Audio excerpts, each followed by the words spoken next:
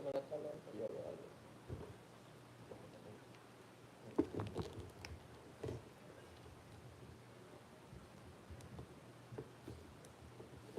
Necesito la tabla. ¿Qué le hice, Renato?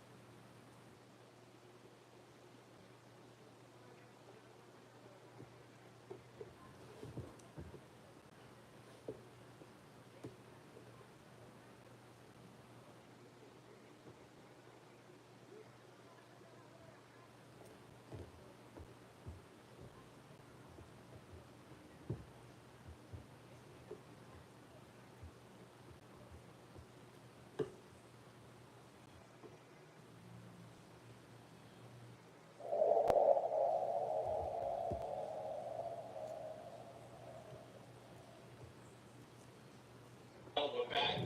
Tune in TV. We're back with, feel me, the 5-foot giant L certified. Feel me? We're back in the building. Shit, man. Back to the music. We're getting back to the music. Alright, I got a couple questions for you.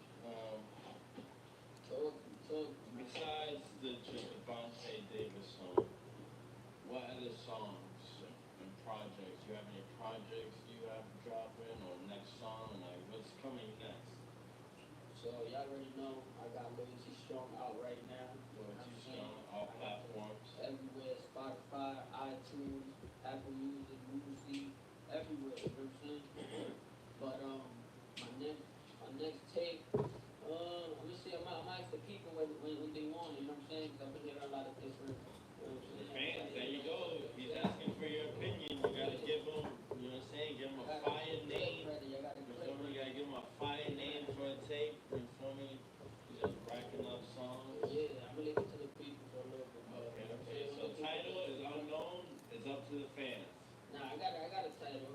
Oh, for the title? It's called Getting It. You know what I'm saying? I'm just telling niggas how I'm getting it. You know what I'm saying? Giving niggas free game and shit in the music. It's all about the money. It's all about the hustle. It's all about getting it. You know what I'm saying? So, yeah, it's gonna be my next song out and shit. But, you know what I'm saying? Getting it. Stay tuned. Yeah, definitely Stay tuned. Stay tuned. Tune in TV. You feel me? Okay, you might get them exclusives on the page. It's a fact. That's a fact. But, try to talk to my team and shit. okay, next song, Getting It. Who would you love to work with? Like, get a feature, you know, like, what artist would you love to work with? Any artist, like, any artist you want to work with, like, let's, for example, let's say, like, Davies, let's say, like, Lil Durk. So, who would you want to work with, like, dream feature, like, dream feature, I have to say Drake. Right? Yeah,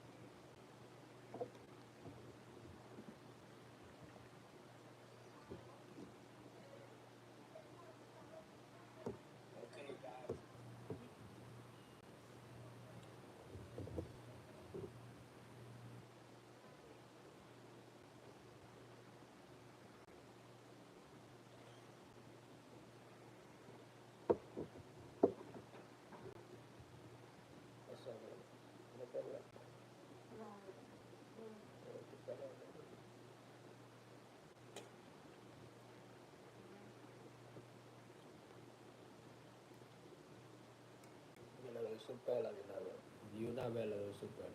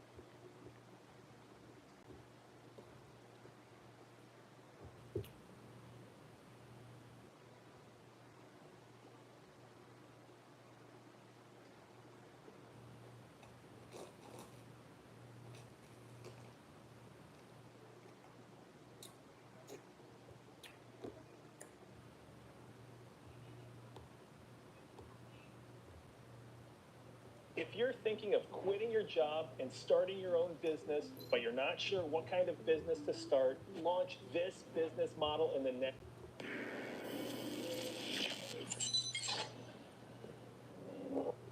All right, here we go. Bobby Schmurder, welcome back to Vlad TV. What up, baby? That last interview went crazy. Yeah, that shit went berserk. Went crazy. They finally Crazy. get to know me. They finally get to know me. I said, I had to talk to Vlad for y'all to get to know me, man. Shit is crazy, man. Well, remember originally when we first started talking, like, nah, man, I'll give you like 30 minutes. I'm like, nah, I can't do an interview for 30 minutes. You gotta really do it. Like, oh, you want my whole life story? I'm like, yeah, pretty much. We ain't get the whole life story, but we got some. We got a lot. We got a lot. That's crazy. And you know, that's probably like the intro. Yeah. That's the intro. It's still so much more. Well, you know, the clip that really went viral, that keeps getting views, like day after day, is the one about you shooting a friend for snitching. That same friend, I shot like 3 people with before, so it was crazy. So I was like, we was locked in. He used to be in my crib. I'm at his crib, all types of shit. So that show you can know a person for 20 years or for 16 years. I know this exactly when I was 16. So you know, 16 or 25, 10, whatever years, and not know him.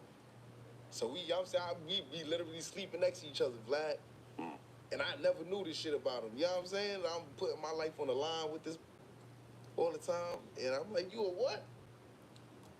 Okay, so But yeah. how exactly did he snitch on you? And was he like wearing a wire? So Was he didn't snitch on cooperating? me. Or? He didn't snitch on me. He put one of the homeboys away from Pop Smoke area.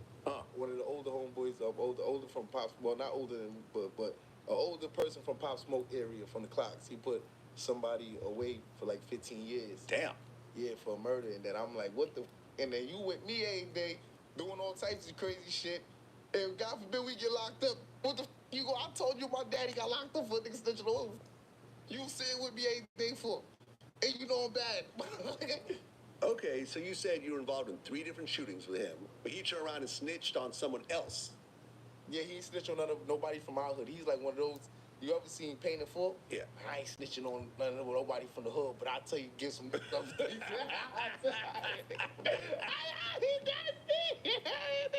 So, what were those? Nasty. Okay, but were those his ops or were those just dudes? Nah, these the homeboys. Those the homies? These the homeboys. No. These the other car. I tell you, this Pop Smoke, them older. That's our age. You know what I'm saying? I'm older than Pop Smoke too. They about our generation, but they from Pop Smoke in them hood. But they the same. Like they the same set as us. They the same set. My hood is the motherland, but they the same set. You know what I'm saying? And everything. So with them, he put the way he home. You know what I'm saying? I seen that too. I seen that. I came home too. Everybody grown now. They talking about just kids. Kids. You talking about kids? Okay, so at what point did you find out that he actually told? Were you still running with him during that time? It happened 2011. He told, I think the body had dropped like 2010. No, more, before 2010, 2011. Because Shice, he was alive. And my son Shice kept him safe. And I ain't, you know what I'm saying? Like, Shice, like, you know what I'm saying, kept him safe type shit. But long story short, the told back in the day, when he told, I was probably like 14. I'm in the trap running around. So I was in with the, like that. He was in high school. I never went to school. Like, my school stopped after 6th grade. Like, all my friends are 4 or 5 years older than me. I dropped out before them. They was going to high school and shit. So that shit, the murder happened at a high school.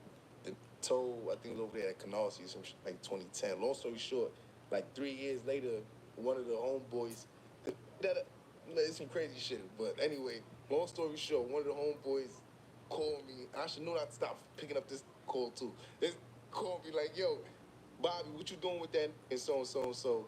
And that was like 3 years later. And then the shit popped off. So when you got that call, were you still around that guy? I was around this. Oh. So they seen me in pictures. Remember, I'm popular in Brooklyn. Yeah. Before Bobby Schmurder, I was popular. So I always popular. I got kicked out of elementary school. I know all the gangbangers before they was gangbangers, before they was even bad. Like, y'all bad now, y'all used to listen to Miss Chris. Get the fuck out of here. You know what I'm saying? So, long story short, but when the shit jumped off, came call me like, yo, Schmurder, yo, Chewy, what you doing with him? I'm like, yo, that's my son. That's from the hood. They like, nah, look, And I'm like, what? You lying. And then I had kicked the door, red door, type of crazy shit. They like, yo, Chew, in the hood, like, yo, Chew, you gotta get paperwork. I chilled, waited, like 2-3 months, and brought me the paperwork. You know what I'm saying? Whatever happened. Okay. So he got shot. Did he cooperate against you? Nah, he held it down. He told like, yo, I deserve that, this. Oh, and that. really? Yeah, I held it down. I mean, but aren't you scared? You're shooting a snitch. But think about that for a second. You're shooting a snitch. Yo, I'll tell you how that situation happened. Yo, glad that shit was crazy, bro. I actually got to wait for the movie, because what happened was, I was killed but a lady had stopped me. She had a baby, and she had yelled. She know me, like, I know her. She like, Chewy! And I was on top of it, be like, ah! I'm like, oh, shit. And I chased him to my son's crib, and it don't take three shit happened. And I had to leave, and then he knew the repercussions. Like, yo, ain't nobody be telling in my hood. Everybody who told got shot in my hood. Okay. So he basically ate Except that. for like one, and then them, like 2, 3 them left. Them got out of they went out the state. Okay. So he basically understood why he got shot and he ate that. Yeah, he's old. Okay. All right. So after you shot him, did you ever run into him after that? I seen him again. Yeah. Really? How long ago? I had like 2022, 2023. Just couple years ago. Yeah. No. How did that conversation go? Tail gave me a head nod without. It was the head nod. Without. We kept it pushing. You know what I'm saying? Okay. I came through. I seen the other name. I'm like, without. She shot without. You know, I kept pushing. Did you feel at that very moment that maybe he wants to get back? Nah, Bobby Schmurder. Nah. Everybody happy on Bobby Schmurder now. Okay. I was a terrorist thing glad when I was in the hood. I was a terrorist. Everybody happy like the hood, like people don't see it, you know what I'm saying? But my hood is happy what I'm doing, because I didn't graduate junior high school, didn't graduate high school, and I'm doing wild businesses. Like, I always been smart. I used to run drug houses and shit like that. So they just be happy to see, everybody be happy to see me. I ain't with drugs, guns. I be riding around with a bunch of guns all day in the hood. The older used to be kicking me out the spot. Like, they 10, 5 years later, they be like, this little crazy, they come from like 6 guns up in my house. I was like, yo, my mama just kicked me out. But like, even him, like, even down in my eyes, they just be happy that I'm doing business. Everybody down, like, happy, like, I'm out the hood, like, doing good shit type shit. I give back to the kids, juvenile shit. So when people see me, they just be like, it'd be like they head be fucked up type shit. So the world wouldn't know, because they don't know me before the rap. You know what I'm saying? They know me as Bobby Schmurder, like, but I was like real bad before. I was bad with a smile, so I was bad. That's why I was like a terrorist with a smile. Like, it was Bad one of with a those smile. niggas, like, this outside? Oh shit. Well, you mentioned Pop Smoke, and he's younger than you. Yeah, Pop Smoke, man. Did you know him? I didn't know him. I met him through jail when I was on jail court. Oh, okay. Through jail court, because a lot of guys that was around him, they from my hood, and they be like, yo, you know the little cuz Pop Smoke coming by, this and that. And I'm like, yo, I'm with his music. I talked to him 2-3 times. He like, yo, cuz I look up to y'all. We love y'all, this, and the third. I was giving him some game on how to move. He's like, yo, you right. Like, all the little homeboys, you know, all the young, I ain't gonna say little, young homeboys, younger than me or any homeboy, I give them game. I gave game since I was a kid, you know what I'm saying? I give them game. I don't be sitting here telling niggas this and that. I tell them how to move outside. Like, yo, when you move, do this, do that. And, you know, I ain't gonna say I wasn't outside to be with him, because You know what I'm saying? We from two different areas. He got his shit going on, but I was giving him game, and I felt like he had like an extra year or two of learning. He'd have still been here. Oh, 100%. Now, me and him talked like a week before he died because we were trying to set up an interview, but I wanted to do it in person. I didn't want to do it remotely. But every time I called, he would always pick up. And I'd be like, where you at? I'm in LA. Oh, I'm in New York. Like, yo, I'm in New York. I'm in LA. You met him personally? I never met him personally, but we talked a bunch of times, and we kept trying to, get in the same place. I remember he had just dropped the Jack Boys 2 album with Travis Scott. He was on that, and I called him up, and I'm like, bro, like, you're out of here. Like, you're with, like, the biggest artist in the world right now. Like, yo, congrats. Like, yo, man, thank you. It's like, yo, man, we got to get up. It's like, yo, absolutely. We just got to be in the same place. Then a week later, you get the news. Yeah. Nah, that shit fucked me up, bro. I meet him through the phone. I feel like he was a good dude, man. guy. Good dude, good spirit. Like I said, every time I call, he'd pick up every time. Every time. If I text him, he'd hit me right back. And I remember, like, Stephen Victor was his manager at the time. I know Stephen from You know before. Stephen, right? Yeah, I know Stephen. And Stephen was the one that actually hit me about him first when he was first coming. I was like, yo, man, I think He's he'd be... Rowdy, actually, so I Okay, yeah, makes sense. And I remember, like, Stephen, like, he wasn't following up with me, and then so I had to just talk directly with Pop. And then when he died, I remember I yelled at Stephen. I'm like, yo, bro, like, this dude's story never got out there. Like, you kept dropping the ball with me, so I never got his story. So there was only like one or two sparse interviews, and I'm like, he has all these fans, and his story was important, but he never got to tell it. And he's like, bro, you're right. I'm sorry. My bad. You're right. I should have followed up. I had a lot going on. My bad. How old was he when he died? Like 24, 25? Oh, man. Hold on. Pop the Smoke. Age 20. 20? 20. He was a baby. He couldn't even drink. I went to prison when I was 20. That's what year was that? What year did you go to prison? No, what year was he died? 2018, 19? He died 2020. 2020. He was 20 years old. So he was born in 2000? Yeah. Damn, son. 2000, my little cousins and them born in 2000, bro. It's my baby cousins and them. Yeah, man. And I feel like Pop Smoke, like, from him on, that's what set the sound in, like, Brooklyn and even, the whole Bronx drill, Brooklyn drill, like, that whole sound, the drum patterns, the bass lines, the rap style. I feel like everyone's trying to do... out, that heavy voice with the... He brought that, and that gave it that extra... Cause at first, when I was in jail, I was hearing a lot of down south music. I was hearing, like, a lot of down south music, and then Pop and Chef and them brung that, and you never like it, and that's overseas. Like, you go to Dubai, they go crazy, you go everywhere, Europe, everything, so they did bring that sound. Yeah, man, it was a loss. It was a loss to hip-hop. And, dude, and he was dope. And not only was he dope, but he was different, and he had the story behind. You know what I'm saying? Like, he was a real street guy and everything, like the visuals. Because remember, when his first song, what was his first song? Wait, no, it wasn't Dior. No. I'm up in all the stores. When it rains, it pours. That was his first commercial one. First hit song. Welcome to the party. Oh, yeah, welcome to the party. Welcome to the party. Just the visuals in Brooklyn with the cars and the girls and everything. I'm like, yo, bro, we listening to that from a cell. We didn't even get to see the video. We listened to that from a cell. Oh, you never got to see videos of that? That he's turned to jail. Hey, welcome to the party. Come on, the party. That shit had turned to jail. Well, it seemed like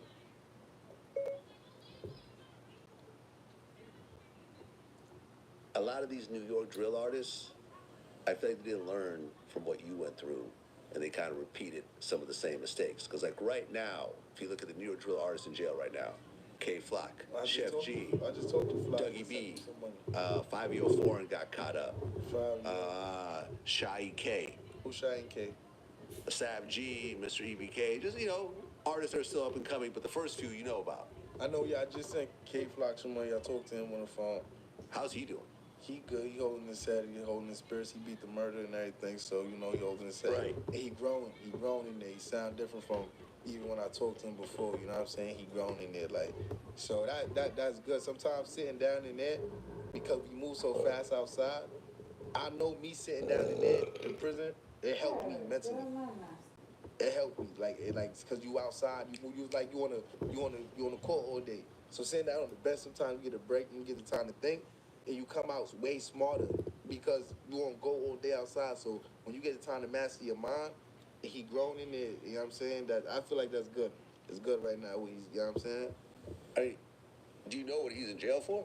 I know he's in jail for a murder. They beat the murder. Right. Well, so he got into it with some dude, and the guy had a gun on him, Yeah, I seen the video. and he pulled out first. And that's the part I hate in places like New York, because if that same situation would happen in Florida, in Georgia, My man just beat the stand murder your for that. ground. My man I just grew up with, he just beat a murder for that. Like, he got license and shit in Florida, but he just Right. beat a murder. Guy pulled up, gun, he had his gun, he fired, you know what I'm saying? Where he just beat a murder just like that. Like, they just let him go. My man Taxstone would have beat his whole situation if he was somewhere else, because he was attacked first, and then he pulled out, allegedly, what he was convicted for, and then, he killed the dude that attacked him, and then he gets 35 years for a murder. But it's in New York. But yeah, K. Flock was dealing with a dude who was armed. I would have probably done the same thing. Seriously, I would have done the same thing. If I had my gun on me and someone's looking like they're about to pull out, what am I supposed to do? Get You shot? got no choice. And then now, he was found guilty of racketeering, attempted murder, and the firearm charge. But I guess he beat the murder charge. We sentenced to like 10, right? There's no sentencing yet. He's facing 10 to life. Wait, 10 to life? Yes, that's what he's facing. But the judge has to sentence him. Oh, shit. Anywhere in between that. He be good. I hope so. I hope got so. good faith in him. He be good. Remember, he had that song with Cardi B that was cracking. Which one again? Let me see. I forget his name. Boy, don't run. Flop, flop, flop, flop. That's flop. Shake It. Shaky, yeah. Yep. With K. Flock, Cardi B, Dougie B, and Boy 300. Great song, by the way. Chef G is someone I interviewed also before. You know Chef? Yeah, Chef's gone, boy. He They was younger arrested. than me, but I know them. Yeah. So they the guy that runs their label, Jaja, is one of his like left hands. So they family type shit. So them, like, you know what I'm saying, the guy who. These are my swimming jeans, my sitting jeans, my standing jeans. When the party theme must match their fave character, Five Below has it all in your budget. Even if their fave character changes like every 5 minutes. Any party starts here at Five Below. No Jumper Close Podcast, where we came in with like 8 dudes, so we all knew, all 8 of us. Good looking things. So you can't have bubble sneakers or boots on Rikers Island. They take those from you and they give you the, we used to call them the air patakis, the orange slipper looking things. They look like Vans. So they give him those. Mind you, we came in with like 8 dudes, so we all knew, all 8 of us. My cousin like, yo, bro, I gotta get up out of these. One of these niggas gotta give up their sneakers. Like, I'm like, all right, what's up? Like, so basically we end up robbing some dude right there. After you go through the intake area, they take your picture and all of that.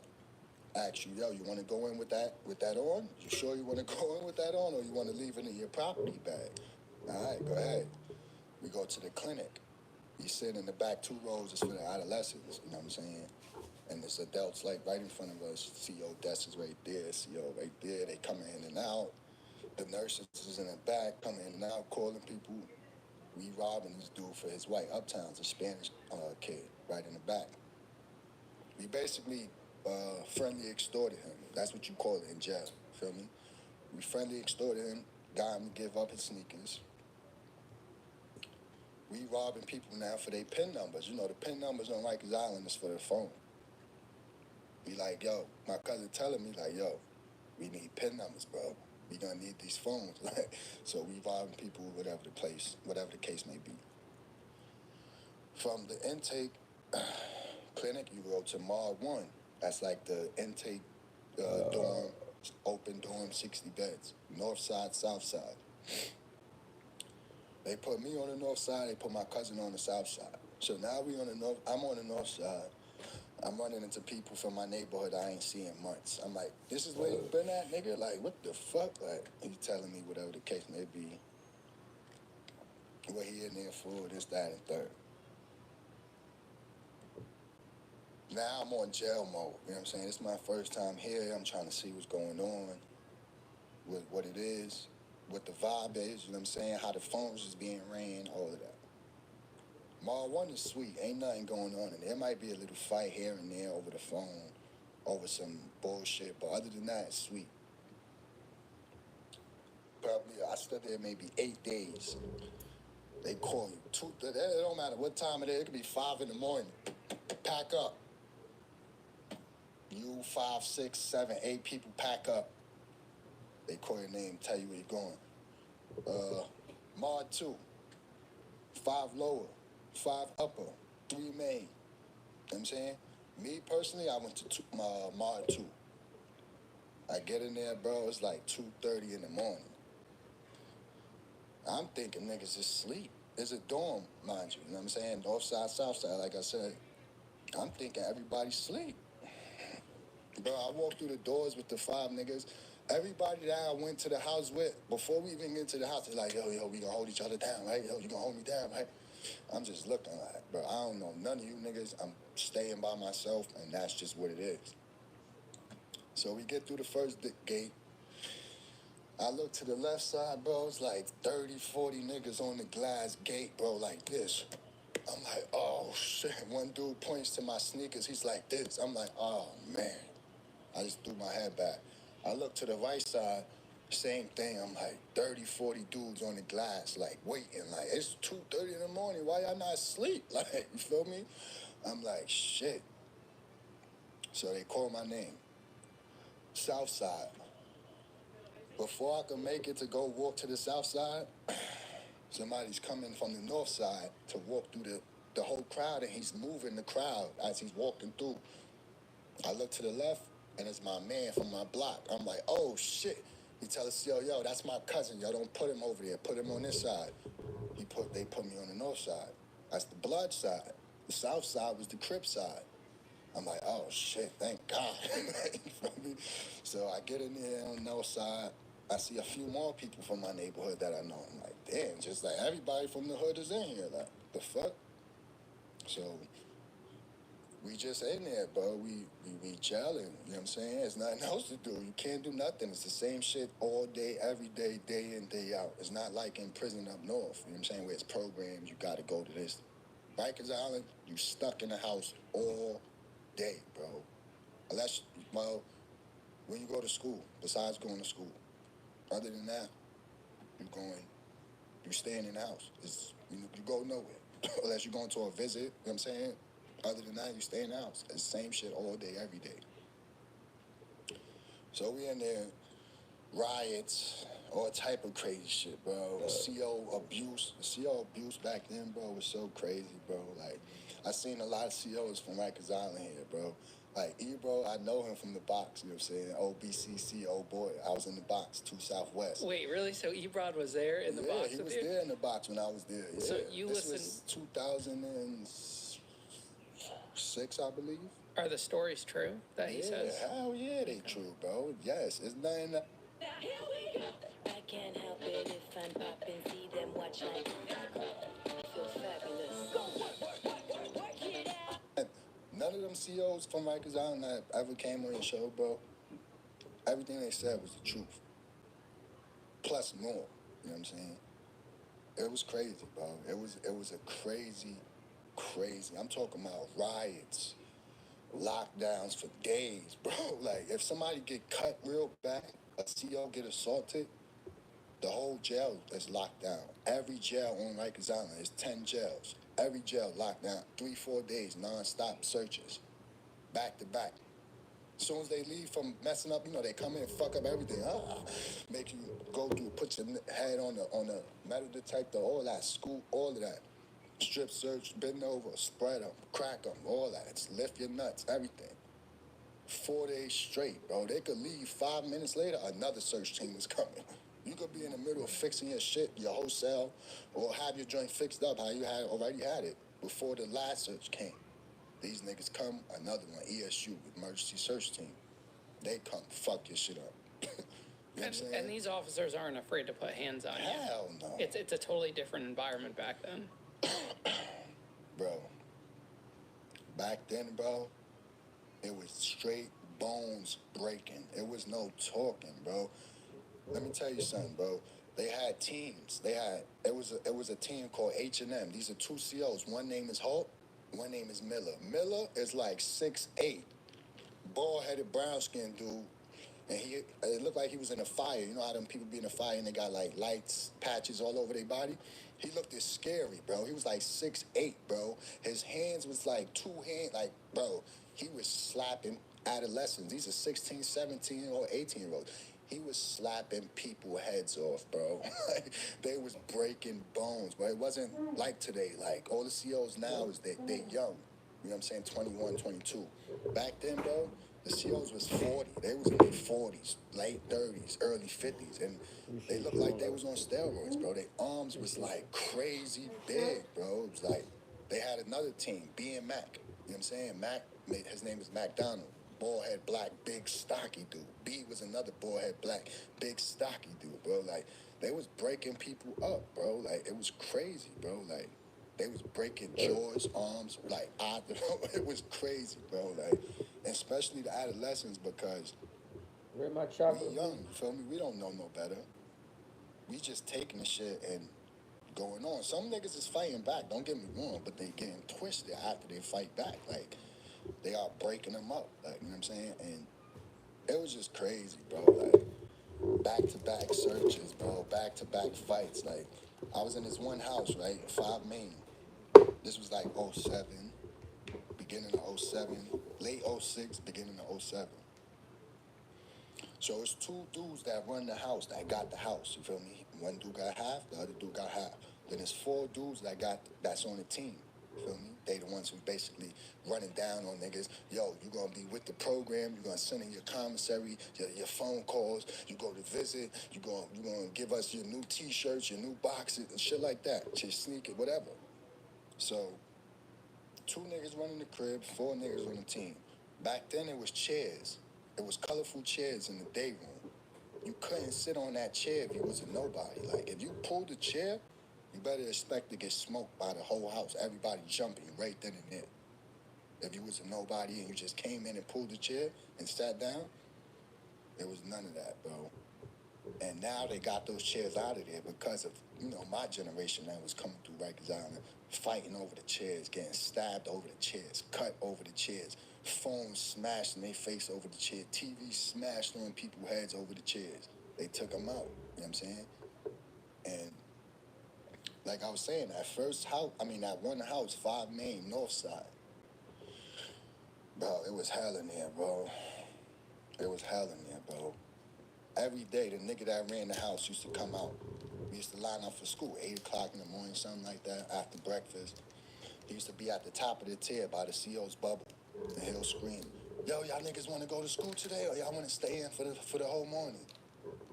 Once 2 to 3 niggas say, we want to stay in for the whole morning. Boom, boom, boom, boom, boom. That's it. People just start popping off. So whoever came in the night before that wasn't with the program or was trying to, I'm not with nothing, bro, it was done. They was getting beat right there, like beat right there. Next thing you know, CO press their PBA, boom, it's over. Turtles is coming, beating up everybody, locking everybody in. Locked down for the whole morning. Everybody go back to sleep now. Feel me? Come out the next tour at 4 o'clock. If they even decide to let us out. You know what I'm saying? So that was a everyday situation in that house, bro. Every single day, bro. Like, I got jumped in that house by 30 niggas, bro. In a cell at that. So Like, you gotta tell us that story. There was no, like, so what happened was, right, one day, we in the house, right? We in the day room, everybody's in the day room, watching TV, you know, niggas on the phone, and the COs rushed, they came from the back of the house, because there's a staircase back there, you know, locked door, they got the key. So they rushed the back of the tier and came in on the search. Everybody's, you know, surprise search, shit like, you know, jail shit. That's what they do. They come out of nowhere from the back door. Hey, everybody on the fucking wall, don't move up. So they rushed the back of the tier, came in, niggas on the phone like, yo, search, search. Everybody in the day room like, oh shit, trying to hide shit, you know what I'm saying? They rushed the day room, everybody on the wall. Boom. They start searching everybody. Everybody's in the day room in a circle around the wall with their hands up. Searching. Next thing you know, bro, we supposed to lock in. At that time, lock-in time was at 10 o'clock at night. We supposed to lock in, start getting locked in about 9:50. They still searching. This happened probably like around 8 something. It's lock-in time. We trying to go in ourselves, you feel me? And they in this one cell. I don't know what they doing. When they come on the search, they go hard, bro. They break walls sometimes and all that. So I don't know. I guess they got some type of metal hit, like with a metal detector inside the wall that they start going in the wall in one cell. These niggas find a 45 caliber bullet in the wall, right? Of the cell. No bullshit, bro. And you know, they leave. They take the shit and they leave. So we didn't lock in till about 11:45 going on 12. We was just all in the day room chilling while they was still searching that cell from 8 o'clock. So they leave. We finally lock in. They thinking there's a gun in the house now. Next thing you know, 2 o'clock in the morning, 3 o'clock, 2:30 or something, I hear my cell door open. That's not normal. Normally, that means niggas is about to run in your cell and kill you. You feel me? Beat the shit out you. So I'm thinking that's about to happen. But I'm so deep into my dream, bro. I don't know what I was dreaming, but I was so deep into it. But I still knew that my door was opening because that's just a jail instinct. Like, you know what I'm saying? And next thing you know, bro, I see a shield. One dude with an AR style rifle, another one behind the shield, the one that's holding the shield with a 9. In my face, get the fuck up, get the fuck up. I'm like, what the fuck? They snatched me out the bed. With boxes on. That's all I had on out there, boxes. And a sweatshirt. Cuffed me with the flex cuffs, and I'm like, yo, what's going on? They walked me out my cell. They got something that's called the A and B gate before you walk inside the actual house of the, you know, where the inmates is. They walk me through through the B gate, and I see police tape, do not cross, everywhere. I'm like, what the fuck? I see other niggas from the house on their knees in boxes and flexi cuffs. I'm like, yo, the fuck is going on? Nobody knows what's going on. So they take us all down to intake. Intake is when you first come in through the building, you know what I'm saying? They do your ID and all that. And it's like mad cells down there. Big cells, small cells, medium cells. They put us in 2 big cells. The whole north side, which is probably like 30-something niggas, they put it in 1 cell. The south side they came down with the whole south side after they took us to the, you know, intake. They put the whole south side in the cell right across from us. It's 3 o'clock in the morning, 3:30. There's a bunch of 16, 17-year-olds all in these cells acting like animals, bro. Everybody yelling, screaming. Fights start breaking out. So I'm sitting down in the corner. Mind you, they were trying to make me with the program in this house. You know what I'm saying? I was good on the island. You know what I mean? That first time I went there, I was good because there was a lot of people from my neighborhood. I had a couple fights, few fights. You know what I'm saying? But I was good. But in this house, particular house, 5 Main, they tried to test the waters. You know what I'm saying? So they kept trying to come at me on some sideways friendly type of extortion, but it wasn't happening. I never gave up nothing. You feel me? Never ever gave up nothing. And they never took nothing from me. So we in them cells, 2:33 in the morning. Now they picking out people. Like the 2 dudes that run the house, they did. The 4 people that's on the team that I mentioned, they did. And then you got all the day room dummies that they pop off dummies. You know what I'm saying? If they tell them pop off, they gonna pop off. You know what I'm saying?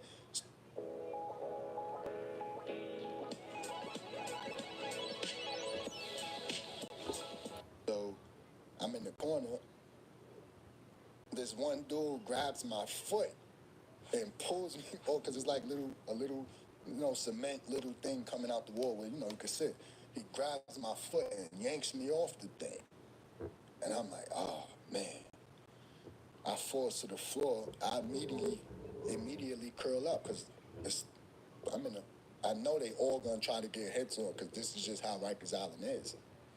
So I curl up. Next thing you know, everybody trying to stomp at me, punching me, all type of crazy shit. I'm like, oh man.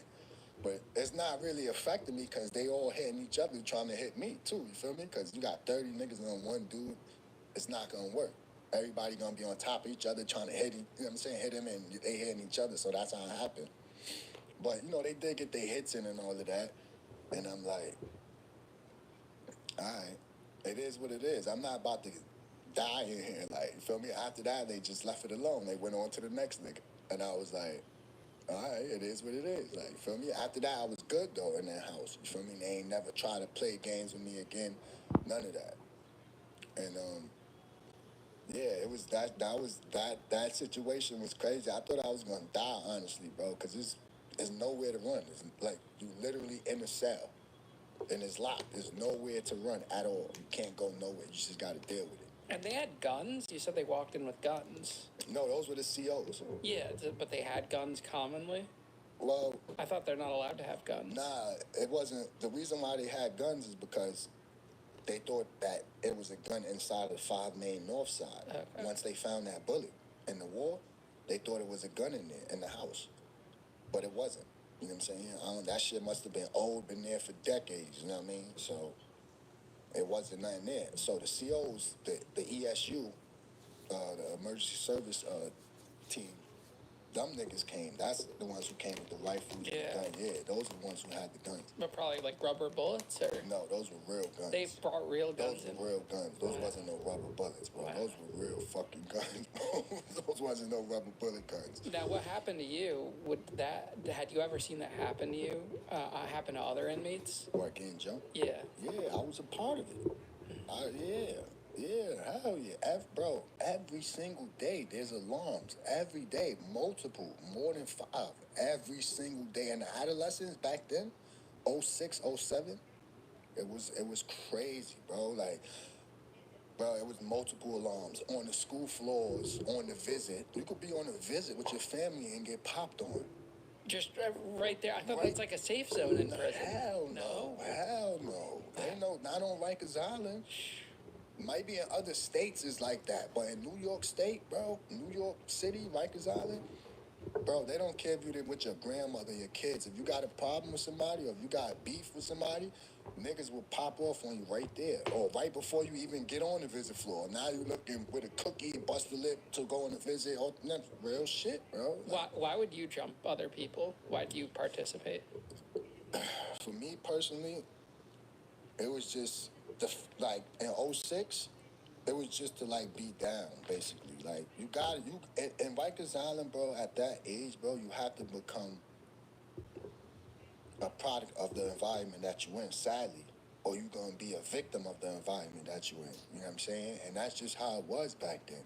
Like, it was real shit going on. Like, it was real, like, it was real problems, real static, real beef on Rikers Island back then. Like, you know what I'm saying? With the gangs, the YGs, the YBs, the Bloods, you know what I'm saying? The Crips, all that, the Patias, all of that. It was real gang beef on there. Like, it was riots in the chapel, bro. Like, in the chapel.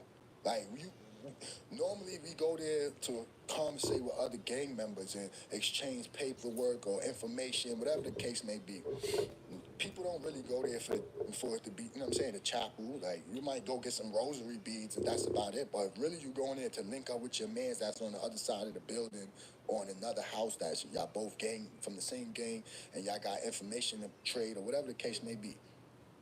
So, yeah, it was riots in the chapel, bro. Like, ESU chasing niggas down the hallway. Like, niggas is running down the hallway. Like, you know what I'm saying? Running from ESU, getting caught, getting beat up. All type of crazy shit. COs, bro, was, like I said, they was beating niggas' asses on Rikers Island. It was never a day where COs wasn't putting hands on the adolescents, bro. They even put hands on me, bro. Like, I was in the 6th building, because for that first time I went to Rikers Island, it was, 06, August, I got sentenced to 1 year for the robbery I did. So by the time I got sentenced, I had 7.5 months, 7 months, and a year on Rikers Island is 8 months. So I go to the 6th building, 1 month, I'm out. I'm going home. So I get to the 6th building, and over there is a little different. It's only 2 adolescent houses in the 6th building at that time. Now they changed it, but back then it was only 2 adolescent houses, 5 upper and I think 5 lower. The rest of the building was adults. So I think I went to 5 lower. Over there is different. There's nobody running the house. It's 2 people with the phone that got half of the phone. So it might be, I might have half of the phone, and if, you know what I'm saying, just for instance, you might have half of the phone with me. It's 3 phones, so it's 6 dudes that got the phone. You know what I'm saying? It's most of the time there's 2 blood phones and a neutral phone at the time in the adolescence. So I get to the 6th building, my code D is already there. The one I caught the case with, he been there by a couple months before me. So he's running shit over there. He got the phone over there. He's doing his thing. I get over there. Before I get over there though, I had went to court the day I got sentenced or something, and I seen somebody from the 6th building in the like bullpen area, and I had wrote a little kite on a paper, and I sent it over there with him. Like, I'm coming for that phone when I get over there, basically, on some bully shit, basically. So I get over there. I mean, first morning I wake up, some dude approaches me. He's like, "Yo, you such and such?" I'm like, "Yeah." "Wow, what's up?" He like, "Yo, you drama cousin, right?" I'm like, "Yeah." "Wow, what's up?" He like, "Yo, the phone on the left is yours." I'm like, "All right, say that." So that's how that went. And I'm in there basically running shit for the last month of my 8-month sentence. So say a guy like me walks in and wants to use the phone. How does that happen? What happens? Bro, and them times, bro, if you was to just go walk up to the phone and touch it, you're gonna have about 2, 3 niggas, maybe 4 surround you. And one maybe hanging your shit up or taking the phone from you. You can't just walk in there and touch the phone. Like, you gotta ask. Like, you feel me? Even now, it's probably still like that. But back then, niggas was quick to kill you. Like, what? They'll smash you with the phone. Like, you know what I'm saying? So if a person like you walked in, you would have to ask to use that phone. It's just that simple. That's just how it was. Why was the phone so valuable? That's the lifeline to the outside world. You feel me? Everybody want to speak to their family, their girl, their kids. You feel me? If they got at the time.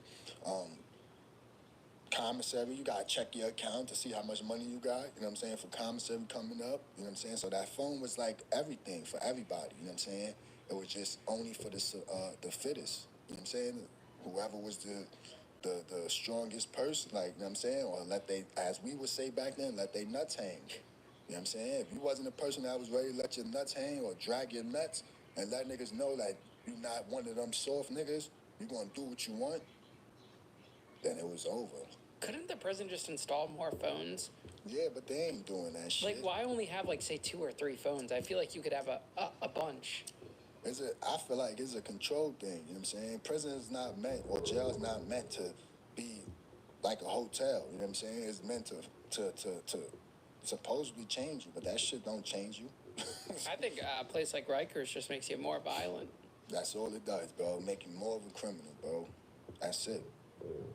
So, yeah, man, it was crazy, man. It was times where on Rikers Island they would dehumanize you, bro. Like, really dehumanize you. Like, if 2 people had a fight or whatever, or altercation, bro, they would make the whole house pay.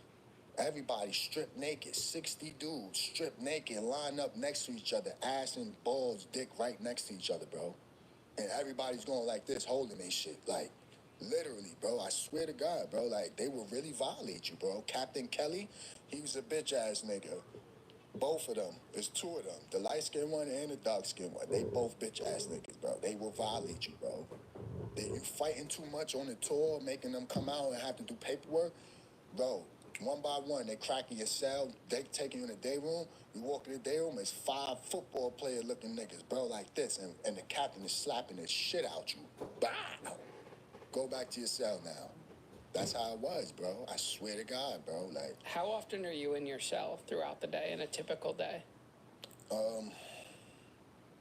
It depends, like, cause anything could happen. Like I said, if in adolescence. Johnny, you won't believe what I just found. Have you heard about Royal Kingdom? Royal Kingdom? No clue. Brand new puzzle game. Not interested. The game doesn't even need Wi-Fi. You can. Unless you're going to school, a visit, a sick call, you in the house. You're not in your cell unless you want to be. You know what I'm saying? Unless you want to tell them, yo, crack my cell, lock me in, I'm going to sleep or whatever. But you normally in the day room, you know what I'm saying? But and being like typically them locking you down, bro, is like every day, bro. Every other day, bro. Because there's always something going on. Always something going on. A whole lot of politics, jail politics going on. You know what I'm saying? And yeah, it was real, bro. It was so real, bro. It was. I watched the CO, bro, knock out some Spanish dude teeth, bro. Made him bite the fucking concrete, bro, and hit him in the back of the head, bro, and chip all his front teeth right here, bro. That's how real it was, bro. Like, it was, bro. I've seen dudes one day, normal like you. Next day, bro, they faces unrecognizable walking down the corridor, bro. Eyes can't even open, raccoon eyes, nose, bro, unrecognizable, bro. Like, it was so sad, bro, like, what the COs used to do to us, bro, like, it was crazy, bro, like, for real. Were there any good COs there? Nah, hell yeah, it was a lot of good COs there, yeah, but we always, when I was there, we always got the fucked up ones, you know what I'm saying, the bad ones. They only care about getting that check and leaving, you know what I'm saying? And you gotta remember, back then, there was no cameras really like that. Now I heard they got body cameras and all that, and it's more cameras out in the hallways, but back then there wasn't no cameras really like that. So they'll take you in the back somewhere where there's no cameras and crunch you up real quick and bring you right back to your house, not even to medical. Now, are they doing this because they just don't like inmates, or because the inmates have provoked it to this level? Some inmates might provoke it, but most of the time it's just not even because they don't like them. It's just because they could do whatever the hell they want and get away with it. You know what I'm saying? And like it's a power thing. Yeah, that's exactly what it is. It's a power thing. That's exactly what it is. Like, I've seen captains get demoted back down to regular COs, officers, like, for whatever the fuck they did, but I seen it happen. I've seen CO females get fired for fucking around with inmates, you know what I'm saying? Bringing in shit, you know what I mean? I seen all type of shit in them buildings, bro. All type of stuff, bro. I was getting stuff like, you know what I'm saying?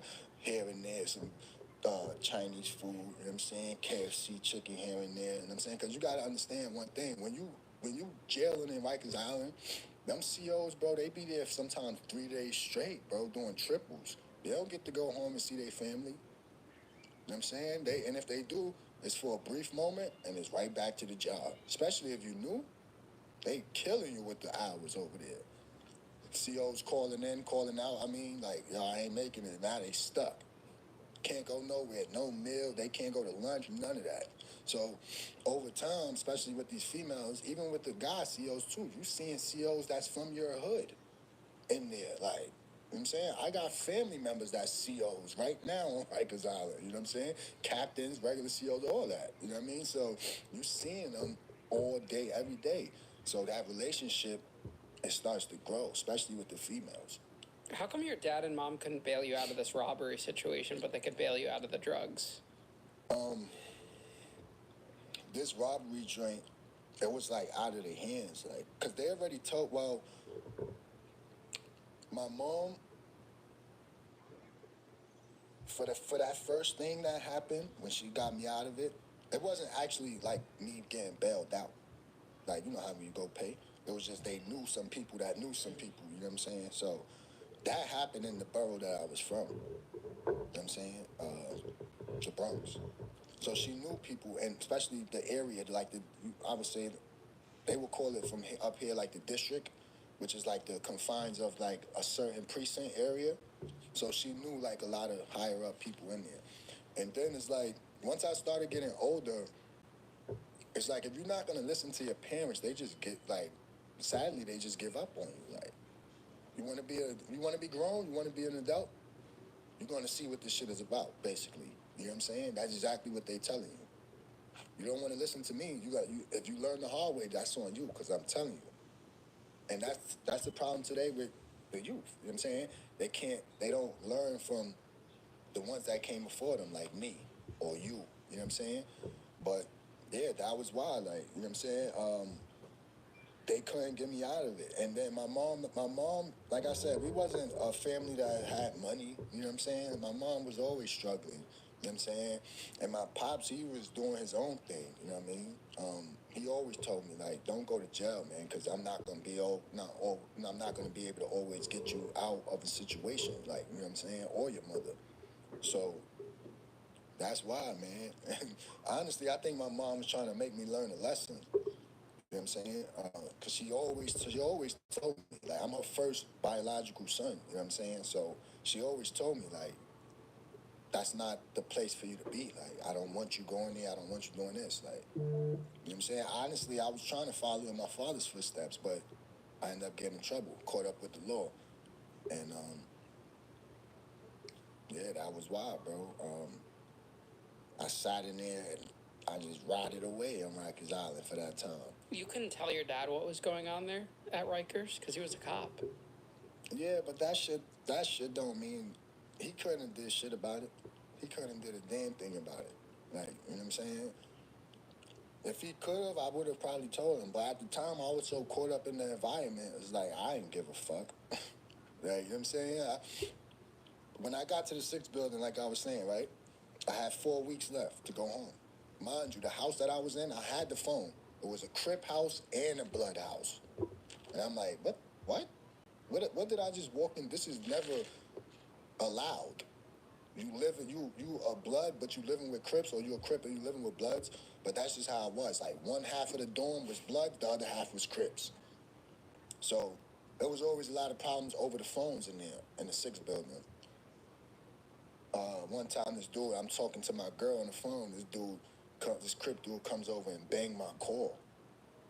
I slapped the shit out of him with the phone, bro. We start fighting right there. CO come, slap both of us, tell us to go play our bunks. I'm like, can't do nothing about it. It is what it is. So I got 4 weeks left there. One time, me and my man was slap boxing, right? We in the bathroom, horse playing around. The COs come in all mad and shit for whatever's going on outside. I don't want no horse playing on my fucking tour. Y'all niggas better act right, this, that. This is how they talking. Mind you, they from the hood, they from the street. So this is how they talking. I catch y'all playing, y'all already know what it is. So me and my man slap boxing in the bathroom. This nigga, the CO sitting on the chair at the desk. He leans back and he sees us. Let's go. Y'all already know what it is. I'm like, what? I'm still new there. Niggas was already warning me about this particular CO. His name is Ingram, bitch ass nigga. If you ever see this, I hope fuck you, nigga. Nah. But yeah, so right, he violated me, bro. We only horse playing around. Ain't no need to put your hands on us, right? So he tell us, stand right in front of him. He tells my man, chin up, nigga. He put on his Nike gloves. Bro, he slaps the dog shit out of my man 3 times, bro. Bow, bow, bow. I'm like, oh, shit. He like, yeah, now it's your turn, nigga. Chin up. Bro, he slapped me out of nowhere. Boom. I was like, oh. He was like, chin up, nigga. Slapped me again, bro. I weaved it, though, the second time, and he hit my chin. He was like, oh, you trying to move? You trying to move?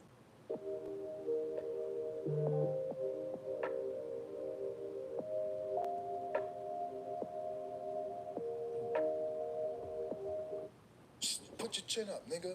3rd time, he slapped the dog shit out of me, bro. He busted my eardrum and all that. I went home with a busted eardrum.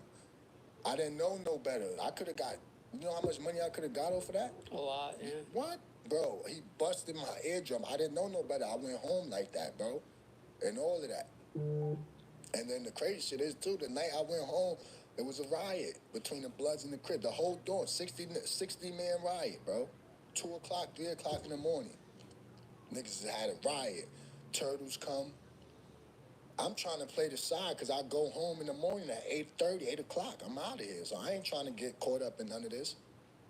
COs come, turtles come, they start beating everybody ass. I move over to the side. Like, yo, I'm going home, yo. Like, I'm standing there. I can stand right here, right? I'm leaving. They're like, oh, nah, you ain't going home. I'm like, what? I'm like, you know what I'm saying? So it was a crazy ride. I ended up going home, though. Obviously, I went home. Same mentality. Still started robbing motherfuckers again. Me and my cousin, my co-D, started doing the same thing. And I didn't learn shit from Rikers Island, bro. Like I said, Rikers Island don't teach you nothing positive, bro. Nothing. If anything, it teaches you how to be more of a criminal, more of an animal, more aggressive, you know what I'm saying? More self-centered, you know what I mean? You don't care about nothing or nobody else, you know what I mean? Yeah, so I went back out in the streets. How old were you when you got out that time? I was 17. Yeah, 17. I spent my birthday. Yeah, I turned 17 on Rikers Island. Actually, I got locked up August 06. Birthday is September 06. And I came home April 7. My mom's passed away 2 weeks after I came home. Like, literally in my crib, like, in my, not in my arms, but like in my sister's arms type shit. So, she passed away when I was 17, 2 weeks after I came home. After that, man, it was just like a downward spiral after that, man. I just fell into the streets even deeper. Like, my father was still alive, you know what I'm saying? But I ain't listened to him. Like, I didn't really care to listen to him. Like, it was like, my mindset was like, as I got older, it was like, nigga, I'm getting older, I'm getting grown. Where the fuck was you all these years? Even though, like, you was there, you know what I'm saying? But you wasn't there the way I really wanted you to be, like, in the household type shit, you know what I'm saying? You was there, though, but not like that. And, yeah, I started getting in trouble again. I came home from that shit. Mom passed away, you know, everything, her funeral. We did all of that, put her to rest. So now it's my sister, basically. My two older brothers, well, my oldest brother, he's already moved out already. Then my second one under him, he's still there. And then it's my other one after him, he's still there. Well, no, actually, he left. He went to Florida. And he got up out of here. And it's me, my younger sister, and my two younger brothers. So my sister's basically 18, basically, basically to being a mother now. My youngest brother, I think, was 8 years old when my mom passed. Yeah, he was like 8 or something. And my sister basically raised him, took care of him, and raised him, basically. So she had to step up and fulfill my mother's shoes, you know what I'm saying? So she's the head of the household now, you know what I mean? Trying to provide and do what she's supposed to do for the younger ones and all that. I'm 17, I think I'm grown, so I'm, you know what I mean, doing my own thing, but I'm still living there. So now I get locked up again. Mind you, between all this time, I'm getting locked up for bullshit, smoking weed, cursing the cops out, you know what I'm saying? Stupid stuff. Then I get locked up again, Halloween 2007, for another robbery. Yeah, that was my shit, because it was easy. You feel me? It was easy. 1, 2, 3, let me get that. It was that easy. So are these like sophisticated robberies? Nah, these are just people I see walking around with shit that I might like, or a gold chain, because that was back then. That was a thing in my neighborhood. Everybody was getting robbed for chains, whether they was $100,000 chains, 50,000, whatever. Gold is worth money. You know what I'm saying? So as a young kid, you seeing gold everywhere. You like, yeah, I need some gold. That's how my mentality was. You know what I'm saying? So that's what I was doing. Me and my friends, we was robbing people for their chains, whether it was with guns, without guns, whatever the case may be. So yeah, that was the thing. You got arrested on Halloween. Yeah, I get locked up Halloween night, right? With a cold D. We go to court, and the crazy shit about it is that, right, I got locked up that night. The crazy shit is that we didn't even rob the dude, bro. We did not. He had nothing, so it was nothing to rob. What I thought he would have had, he didn't have it. But I had robbed this same dude earlier in that year, I think, in February or some shit like that. And that's what they got me for. Like, I was so pissed off when I found that out. Because after we did that shit on Halloween night in the building, in the projects, it was in the elevator. He didn't have shit, so we left. We ran down the steps, got out the elevator, ran down the steps, we out. My building's right behind the building that we was just in. So I went upstairs to my house, changed my whole outfit, you know what I'm saying, put on a whole new outfit. I come downstairs, and there's 7 DTs in the fucking lobby, hemming up some nigga from my block that's drinking a 40 in the lobby. They got him on the wall. So me and my co-D try to walk past them right out the door. Nigga grabbed my arm. He like, hold up, you got a scar on your face? Come here, let me see. And I'm like, oh, man, they got me. They locked me up because the nigga told them about my scar. And I was like, fuck. So I get locked up, go to the bookings, back to Rikers Island. But now I already know what this shit is all about. I already know what's going on here. I just left a few months ago, you know what I'm saying? So I already know. So I get back over there. My weight is already up because I already know all the COs, you know what I'm saying, from the last time. I have a cousin that's working in the exact same building that I'm in, you know what I'm saying? I didn't even realize he was my cousin until later on. Like, it was crazy. But yeah, I'm back in the 4 building because that's the adolescent building, C74. I think I was 19. I just turned 19. Birthday in September, got locked up Halloween '07. I just turned 19, but when I got locked up, I lied to them. I said I'm 18, so I could go to the adolescents, back to the adolescents, because that's, you know what I mean? I already know what was going on. I never been to the adults. At the time, I don't want to go to the adults, because I don't know what's going on over there. I don't know how they are, you know what I'm saying? So I get back to the 4 building, C74. It's like no funny shit. Everybody's like, yo, bro, then you just leave? I'm like, yeah, bro. Bullshit. I go to 3 Main. 3 Main is not really a house that's being ran. It's what we called it back then as a free-for-all house. So everybody's basically doing whatever they want. Even the punks, niggas that's nobody, they doing whatever they want. You know what I'm saying? Over time, after a few months, the shit started turning into a house, and certain people was running it. They end up leaving, going upstate to prison or whatever the case may be, going to the box, coming out, going to another house. And I end up having the crib at one point with some other dude from the Bronx.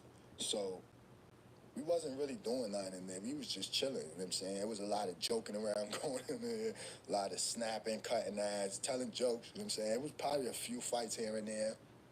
Then they try to revolute, basically take the crib from me and dude that had the crib.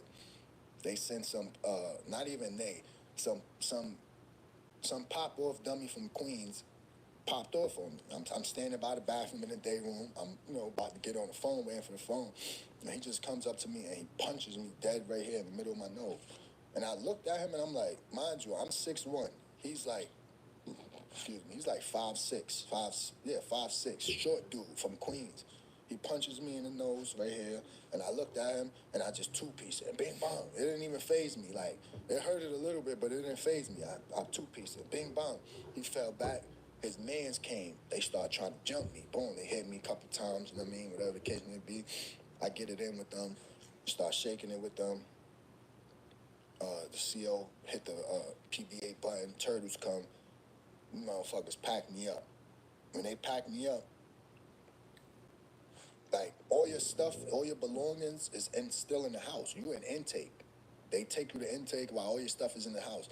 You be in intake for 3, 4, 5 hours for no reason, just sitting there until you go to the clinic, and then they, look at you, whatever, you good. Now you go back to the house at 2 in the morning to find out they're moving you to another house. So now you might have to get it shaken again once you get to that new house. But in the midst of all that, you can't even really go inside to get your shit. They having other inmates pack your shit, so niggas is stealing your commissary. Bro, niggas stole my truth. Back then, like I said, you could wear your own clothes. It was a fashion show back then. Everybody was trying to get fly on Rikers Island for the COs, female COs, you know what I'm saying? Like I said, they there with us all day. So niggas is trying to make an impression. At Granger, we're for the ones who pay attention to every little detail. The ones who fuss, tinker, and sweat the small stuff. Because you... Niggas stole my True Religion pants, brand new, 300 and something at the time. Feel me? My girl just bought me on a visit new Hanes t-shirts, socks, boxes, brand new. They stole all of that. I get to the house. I forgot what house I went to. I think I went to 3 Upper. No, I went to the box, actually. I came out the box and I went to 3-upper because I signed out of school. You could sign out of school and go to 3-upper and then do whatever, sleep all day on the phone all day. So I go to 3-upper and I see a dude from my hood that I know that grew up with. And I see a dude that I had in the 6th building on the last bid with the program. Like, I was basically extorting him. And he has the house. Like, he's running the house that I just got in. But I was extorting this dude in C76. Feel me? Long story short, we end up getting cool and all. I end up taking the house. Like, feel me? I had the crib with him because the other nigga had left and all that. My son Sticks from Brooklyn, he left. Yeah, we was just in the crib, bro. It was a sign out crib, so you know what I'm saying? It was only like 15 people on that side, on the north side. The south side had a little bit more, but north side was a sign out side. You feel me? So we was just chilling in there, regular shit. Same shit every day. Like I said, it's nothing to do in there, bro. Literally, nothing to do. If you ain't got weed, if you ain't got tobacco, if you ain't got, commissary and all of that to like try to do something, make a meal, you know what I'm saying? The smoke in the back, it's nothing going on there, bro. It's the worst place to be in the world. One of the worst places to be in the world, bro. That's crazy how they let you sign out of school. Yeah. Like how it's not mandatory. Yeah, but that's only when you're 18 though. Yeah, but even still, that's still wild, you know? They should force that. That would give you guys something to do. Yeah. It was being forced, like, to the younger 16, 17-year-olds, but once you turn 18, I'm out of here. I was the type of person that I was on the phone all day. That's why I did that. Feel me? I was on the phone from 7 o'clock in the morning all the way to like 10. Were they charging for phone calls back then? Hell yeah. Okay, so you always had it. Yeah, I had thousands. I had hundreds of PIN numbers. You feel me? Like, you would take other people's PIN numbers and people would put PIN numbers, or the CO females or the guys, CO male guys will give me PIN numbers. Like, if somebody disrespect them, it's easy for them to call down and say, yo, what's this PIN number? Or change it. So that way they can't use the phone. So they'll be giving me PIN numbers, like giving me other people commissary, going to the other side, taking their commissary, bringing it back to me and all that. So when you hang up on one PIN number, say your 15 minutes or whatever time is up, then you're just using another PIN number to call out? That's right. And they're not, the system is letting you add the same number on to two different PIN numbers? Yeah. Hell yeah. It's way more sophisticated in the feds. Yeah, you get a 21 minute every 5 hours. So you get the 15 first and then a 6 minute right after. Okay. So every 5 hours that come back. If you got 10 PIN numbers, that's just 10. If you got 10 PIN numbers, you got 21 minutes for damn near the whole day. Yeah. You feel me? So it's like, or for a lot of hours. And that's how I had it. I used to walk around with my little Bible with all of them right there. Or I was so good with it, I was remembering them shits. Like, yeah. That's crazy. Yeah, I was remembering them shits. That's how crazy it was. How long were you in Rikers for that bid for? For that time, I did 3. 3 years? So I had to go upstate. So I got locked up Halloween night. I went to Rikers Island. I stood on Rikers Island for a year, from October. Oh, man. Life is calling. From October to October of 2008. I got sentenced October 6, 2008, I believe. I went up north October 08. And then, so you got out when you were like 20, 21? I think 21. Yeah. And what happens after that? Do you kind of start to turn your life around, or are you back Hell on the... no. You're back in the I'm trouble? on parole for 5 years when I get out. But before that, though, prison in itself was just different. You know what I'm saying? A lot of gang politics. And that's actually where I wasn't in the gang, really, this whole time. You know what I'm saying? I just associate with them because I grew up around that, and that's what I've seen all my life. You know what I'm saying? Gangs and stuff like that. So I decided to join a gang when I went to prison, the Bloods. So you were never in a gang on the streets, and when you got to prison... I was just acting like it because that's what I was around 24/7. So I joined the gang, the Bloods, in 2008, officially, in prison, in Marcy Correctional Facility. And the only reason why I joined there is because of peer pressure. I didn't even have to. My bid would have been smooth sailing, no problems. Once I joined there, that's when the problems came. If I would have never joined that gang, I would have had no problems. You know what I'm saying?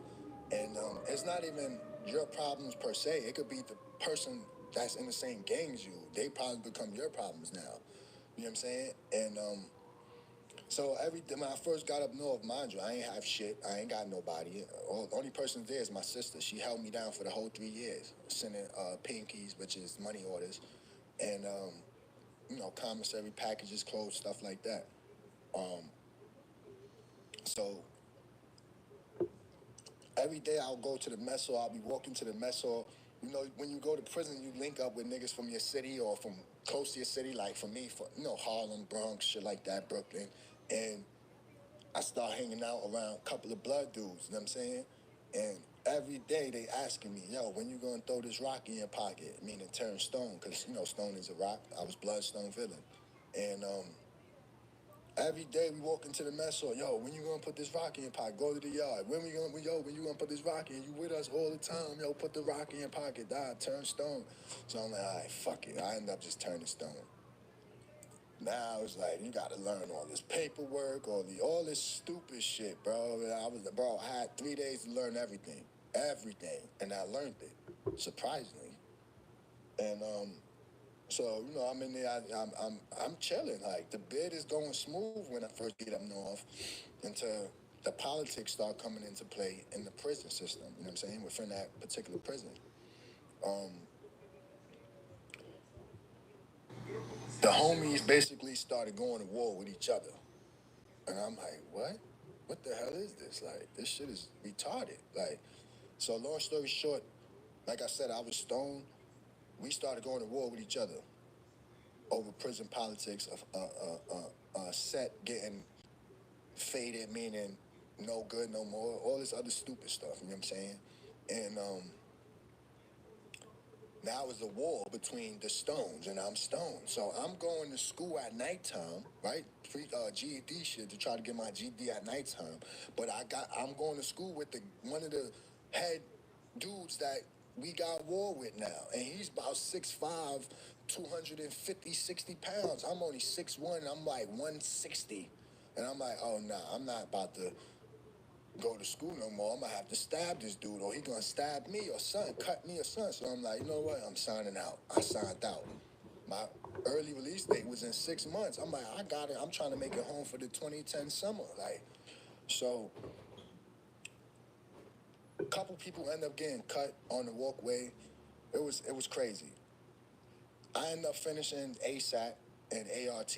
ASAT is a 6-month drug program, and ART is 3-month anger management. So if you got a violent crime, you got to do ART. If you say you smoke cigarettes, or you used to smoke, when you first ever get locked up, you got to do a drug program. Wow, for cigarettes. Anything, bro. They don't care if it's a rollie with just tobacco. If you say you smoke, you're going to do a drug program.